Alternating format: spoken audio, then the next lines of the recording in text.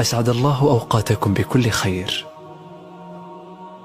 الصديق كلمة جميلة نحبها جميعا ونحتاجها جميعا.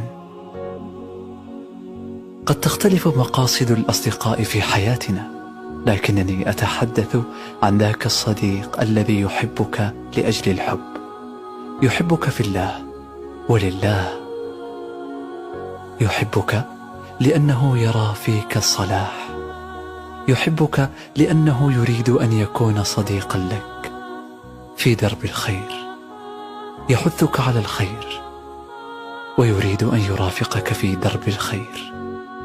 إن رأى منك الخير شد على يدك، وإن رأى منك الزلل نصحك وقومك بأجمل أسلوب. صديقي، شكرا لوجودك في حياتي، شكرا إلهي أن أنعمت علينا بأصدقاء رائعون نحبهم فيك ويحبوننا فيك. اللهم اجمعنا بهم في جنات النعيم يا رب العالمين.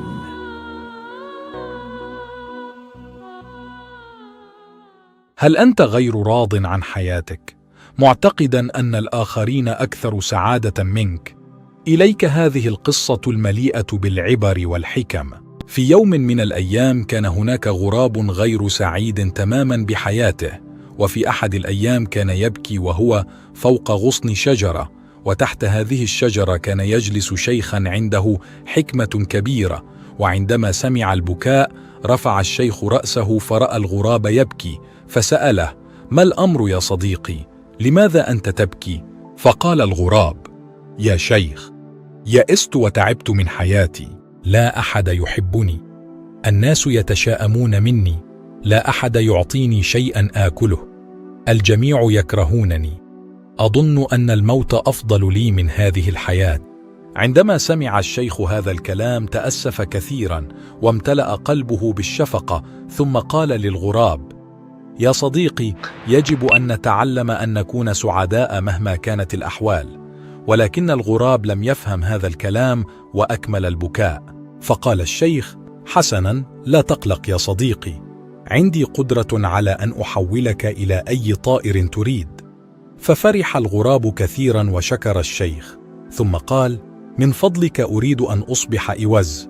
قال الشيخ: حسنا، هذا شيء سهل، ولكن اذهب أولا إلى الإوز واسأله إن كان سعيدا حقا. اذهب إليه، تكلم معه، وأنا سأنتظرك هنا.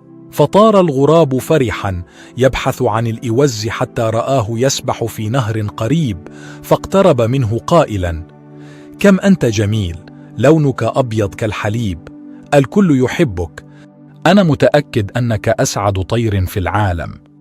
فأجاب الإوز بأسلوب حزين: لا يا صديقي، أنت مخطئ، أنا لست سعيد، هناك الكثير من الألوان الجميلة في العالم، ولكن ليس لدي أي لون، الأبيض ليس بلون. أعتقد أن الببغاء هو أسعد طير في العالم، فهو مليء بالألوان الجميلة. عند سماع هذا الكلام طار الغراب بعيدا يبحث عن الببغاء حتى وجده فوق شجرة، فاقترب منه قائلا: ما أجملك يا ببغاء، إنك مليء بالألوان الجميلة، أنا متأكد أنك أسعد